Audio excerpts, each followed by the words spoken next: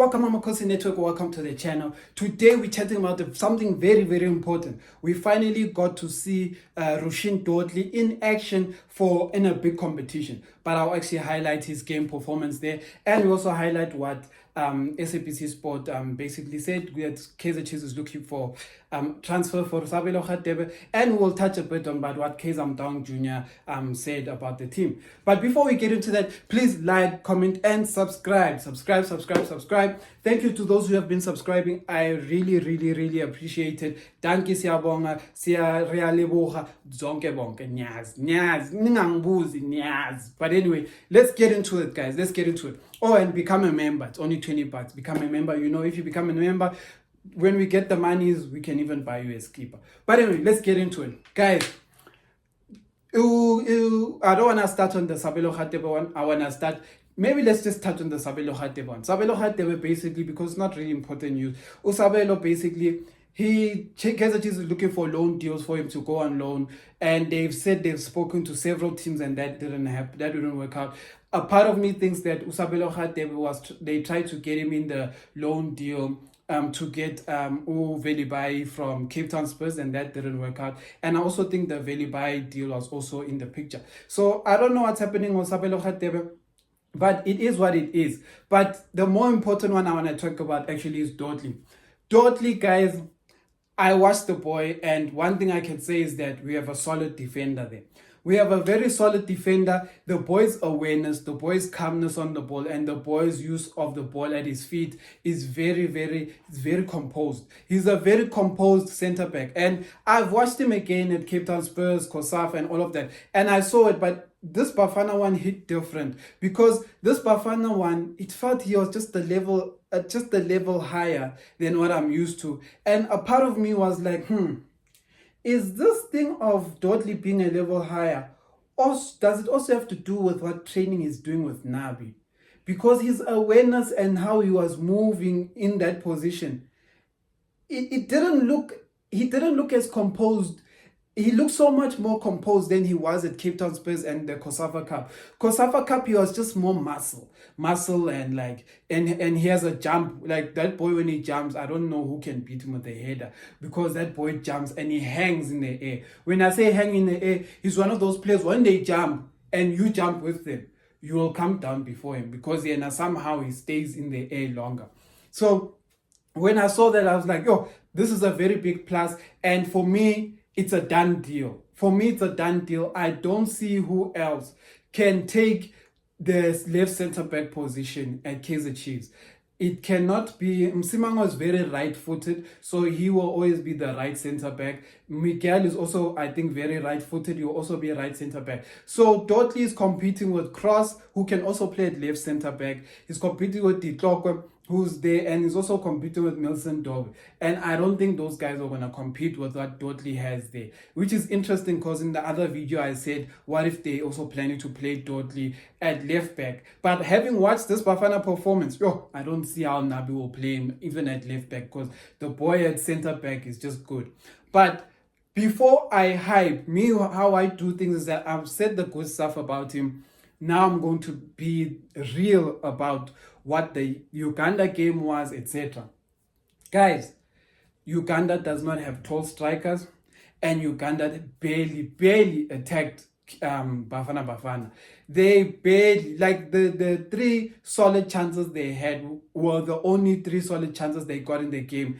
And all three of those chances that they got were long ranges. So it wasn't like they went and dribbled about Dortley and got in and scored. They all long ranges. The first one is that goal where obviously Sithole messed up, and then that guy hit a long range goal. The second one, we know Sithole messed up as well in that one. Long range shot. All of those shots, it didn't give, about Dortley couldn't do much about. It was more the midfield who basically sold the defenders. And then the last one was that other funky chip the guy did from the box. That was more on Gezana's side, and Dortley also couldn't do much about that one.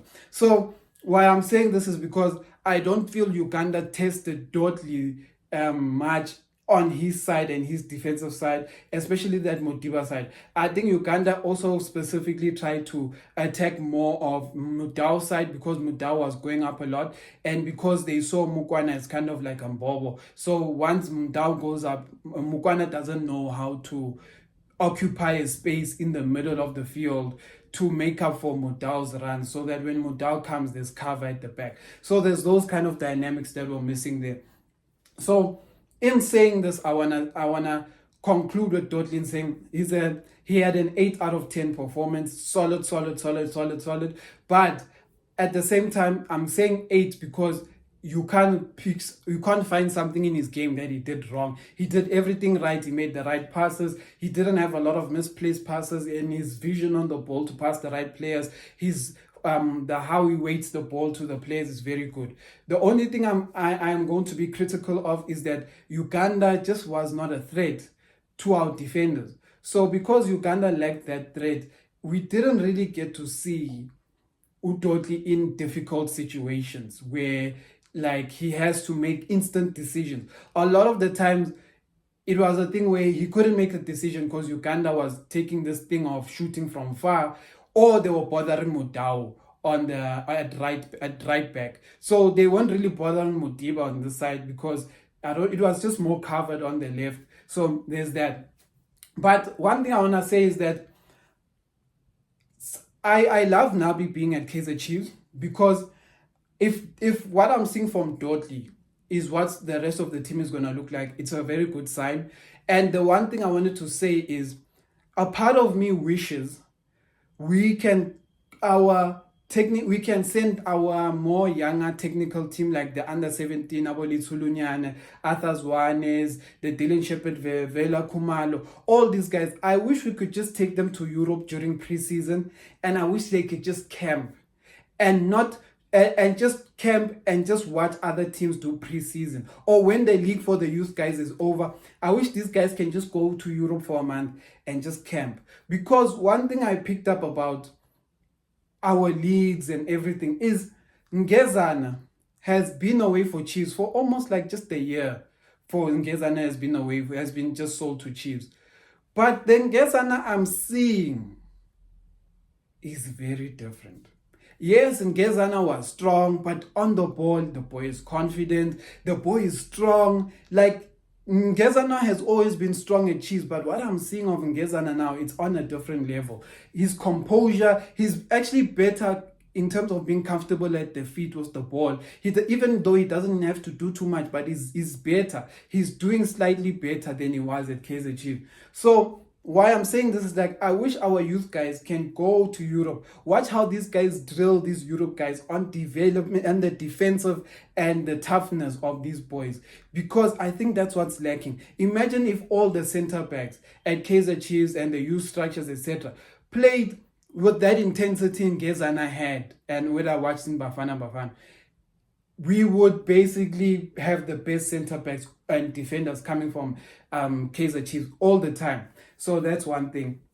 And the other thing I wanted to touch on is the fact that Kezam Dong Jr. mentioned the Mukwana issue, mentioned the Kanyisa Mayo issue, he also mentioned the Velibai issue. The Mukwana issue that he mentioned is basically that they did offer the right price, and Mukwana did agree. Isikukune did allow them to chat to Mukwana, and Mukwana agreed the terms, but I'm guessing the Algeria, wherever, the Esperance deal for him, the money in terms of what he plays is actually better. And for me personally, I've been saying for a long time, I don't want Mukwana. And Chiefs, it actually was their deadline days wanting Mukwana. Chiefs was going to sign Mukwana if that Algerian team didn't step in. And I'm so grateful that Chiefs didn't sign Mukwana, because I've been saying from the get-go, Mukwana is energy, but with no final product. And people who think that we're going to be coaching a 24 to 25-year-old a final product that we've just bought is very wrong, because we already have problems like Saile, we have Abomdu Shabalala, all of these people need to be taught the final product. So any other player coming to Chiefs needs to already understand what the final product is. We shouldn't be taught. And that's what Mukwana is. the criticism is still gonna get there in where he is now. By Esperan is still going to basically, hey, the boy, good luck to him. Because what I'm watching and what I've just seen on him in Bafana and Sekhukhune, it's just not good enough for me. And then the other thing I'm gonna touch on, the other thing he touched on is basically Velibai. They said they didn't speak to the parents. They don't know what's that about. And me, in my short little stint of understanding South African football is that Kaizer Chiefs doesn't have to speak to your parents. But someone who's associated to Kaizer Chiefs can speak to the boy's parents and say, "Hey, baba, iChiefs iti yakufuna baba. iChiefs ikufuna high and low baba. Hambu yenza umsindo." And then that person who is a third party, not signed by Chiefs, but he's an associate of Chiefs, goes and tells Velibai these things. Velibai goes and does whatever he does. And then it's a problem. So that's why I say it's one of those things, Yoguti. It's like in South Africa, we have these things of hitmen, Inkabi and stuff like that. If someone calls a hit and Inkabi goes and does a hit on someone, that person who called that hit, he didn't do the job. So he will say, me, I was not there. I was at home. When that person got hit with the stinner, I was at home. I don't know anything. But then Kabi will say, Mara, when the Kabi gets to the court, you'll be like, yeah, you weren't there, but you paid me to go and and hit the guy with the stinner.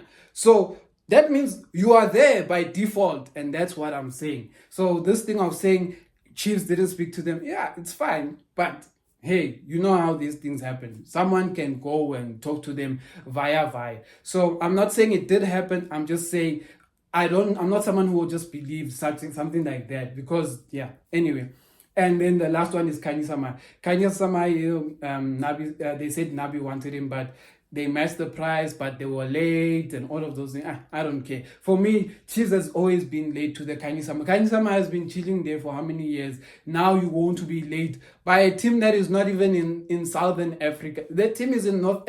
You say you're late to someone who's 2 hours away from you, someone who's 9 hours away from you, came to South Africa and finished the deal before you. That's all I'm gonna say. Amakhosi.